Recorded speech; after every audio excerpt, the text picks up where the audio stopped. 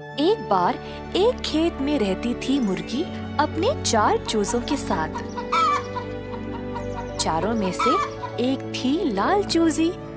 वह थी तेज और चुलबुली सी।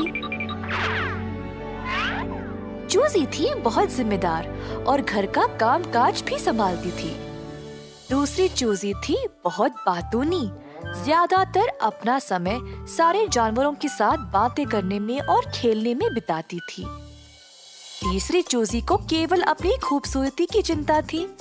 कोई काम नहीं करती और बस अपना समय केवल अपने पंखों को संवारने में और नाखून साफ करने में बिताती थी।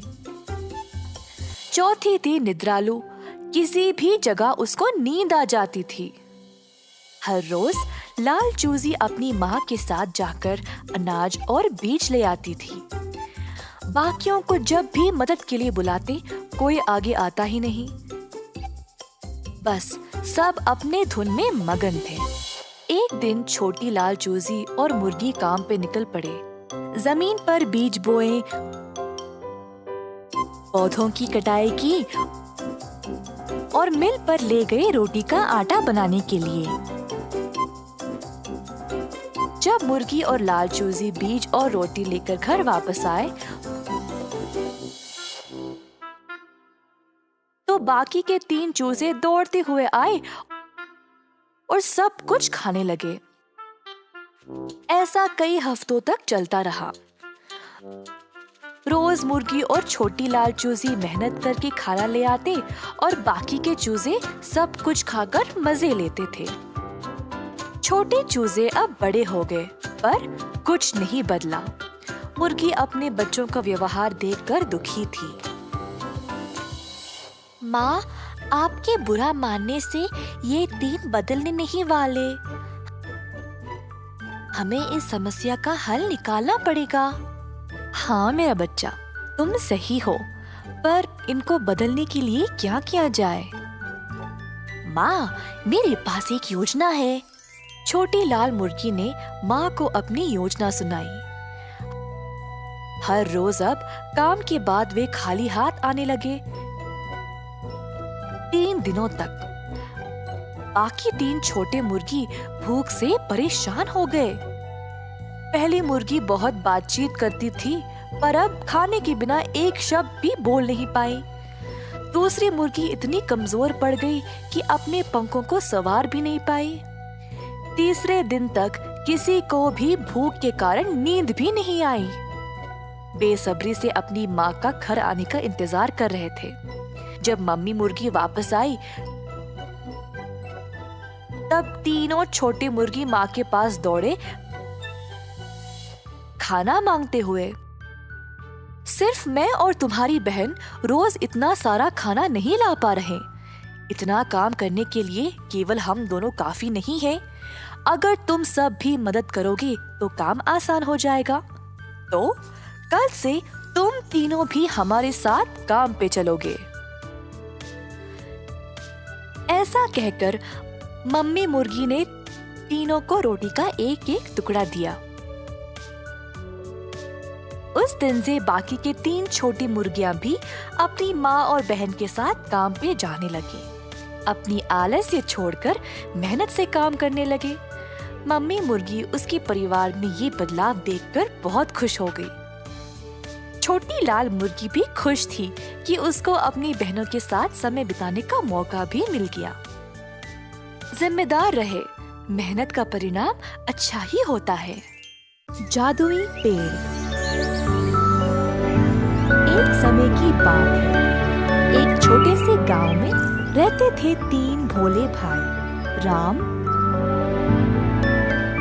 गोपाल और रवि। एक बार उन्होंने जंगल के बीचों बीच एक अजीब सा पेड़ देखा। उनको समझ नहीं आया कि यह है क्या।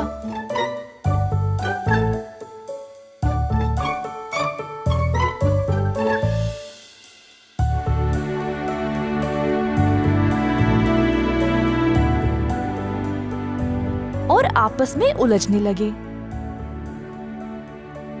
मैंने एक अजीब सा पेड़ जंगल में देखा उसके कोई पत्ते नहीं थे और बहुत ही अलग लग रहा था।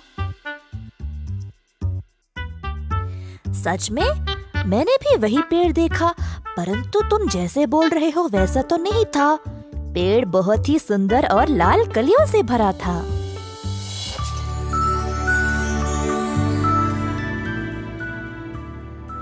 ये कैसे संभव है? तुम जंगल के बीचों बीच वाले पेड़ के बारे में ही बात कर रहे हो ना? लगता है तुमने कोई अलग पेड़ देखा होगा। हाँ भाई, मैं वही जंगल के बीच वाले पेड़ के बारे में बात कर रहा हूँ। हाँ, वो कोई जादुई पेड़ लगता है। जब मैंने देखा तो वह हरे पत्तों से भरा था और कोई फूल भी नहीं थे। तीनों भाई इस बात पर झगड़ा करने लगे।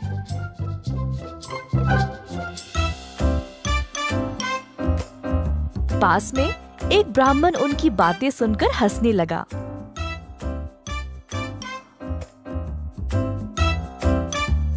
ओ मेरे भोले बच्चों, वो कोई जादुई पेड़ नहीं है, उसको बोलते हैं लाल कलियों का पेड़। रामू ने उसको वसंत ऋतु से पहले देखा, इसीलिए सब कुछ सुखड़ के था। रवि ने उस पेड़ को वसंत के मौसम में देखा, इसीलिए पेड़ में लाल लाल कलियां खिले हुए थे। और गोपाल, तुमने इस पेड़ को वसंत के बाद देखा, इसीलिए पेड़ में सिर्फ हरे पत्ते थे और तब तक सारे फूल भी झड़ गए। तुम तीनों ने अलग अलग समय पर इस पेड़ को देखा, इसीलिए सोचा कि यह एक जादुई पेड़ है, परंतु है नहीं। इस प्रकार ब्राह्मण ने उन मासूम लड़कों को ये बात समझाई। एक समय की बात है, एक जंगल में एक बाघ रहता था। उससे अब शिकार नहीं होता था क्योंकि वो बूढ़ा हो गया था।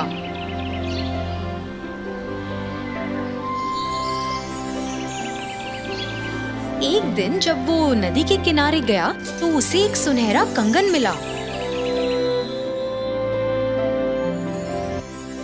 इसे तो मैं अपने साथ लेकर जाऊंगा और ये मेरे काम आ सकता है, उसने सोचा।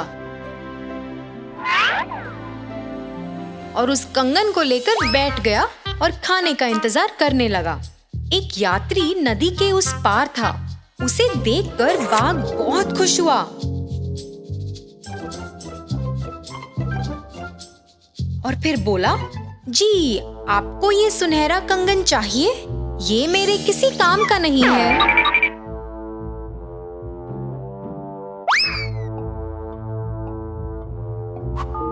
ये सुनते ही वो सोच में पड़ गया। ये तो सचमुच सोने का कंगन है, पर वहां तो एक बाघ है, वो बहुत खूंखार है।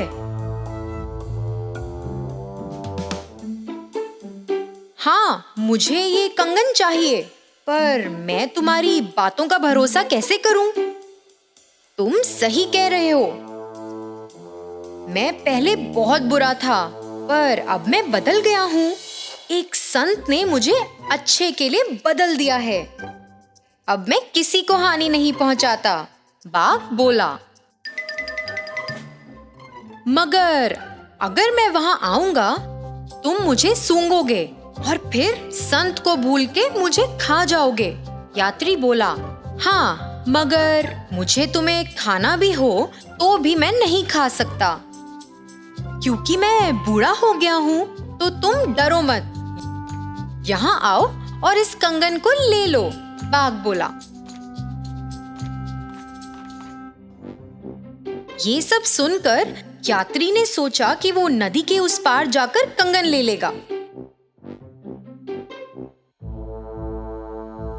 यात्री नदी में गया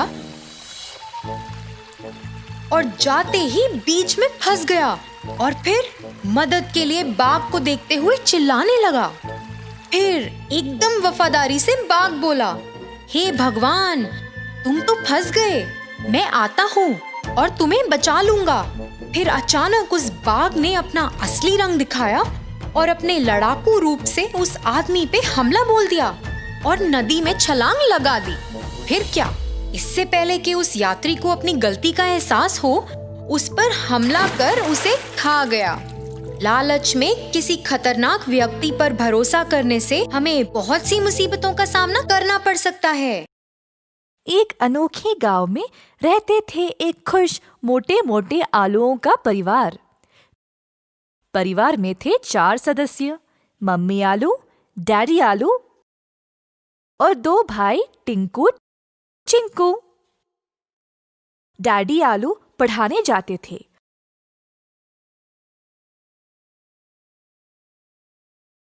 और मम्मी आलू जड़ी बूटियों की दवाई बनाती थी। टिंकू चिंकू का ख्याल भी रखती थी। टिंकू चिंकू रोज साथ साथ खेलते और जब जरूरत तब किसी की भी सहायता करते थे।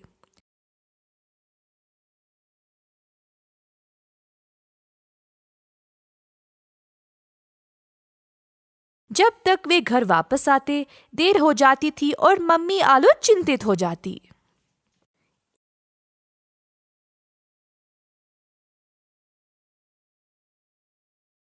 एक दिन टिंकू चिंकू खेलने निकले। जल्दी थकावट की वजह से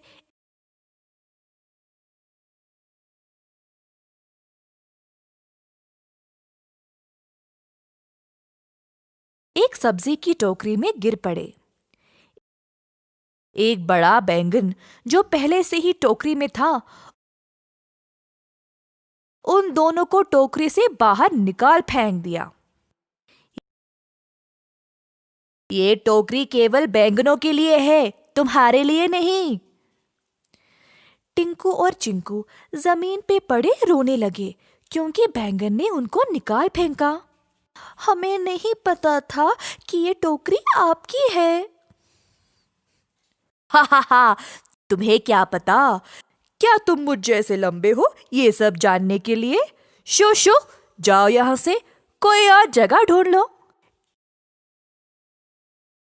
टिंकू अपना हाथ दो जरा।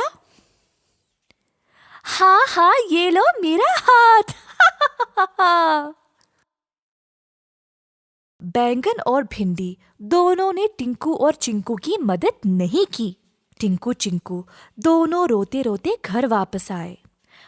मम्मी आलू ने दोनों को रोते हुए देखकर पूछा कि हुआ क्या।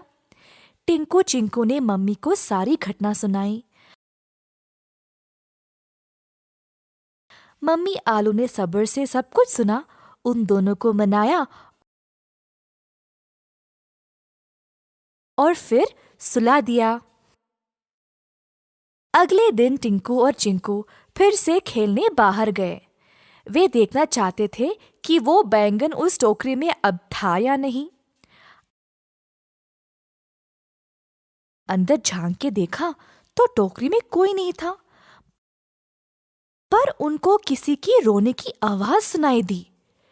टोकरी के पीछे देखा तो बैंगन वहां बैठे अकेला रो रहा था। बैंगन भाई, क्या हुआ? क्यों रो रहे हो? हम तुम्हारी सहायता करेंगे, बस बोलो कि क्या हुआ। मेरी मैया बीमार है और मुझे नहीं पता मैं क्या करूं, इसीलिए रो रहा हूं। फिर दोनों आलुओं ने बैंगन के साथ उसके घर गए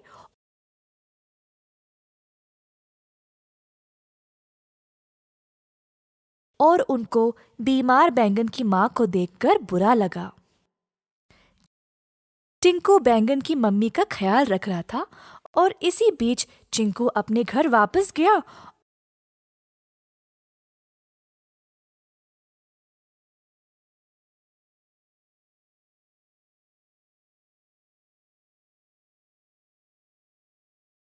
और उनके लिए एक उचित दवाई लाई।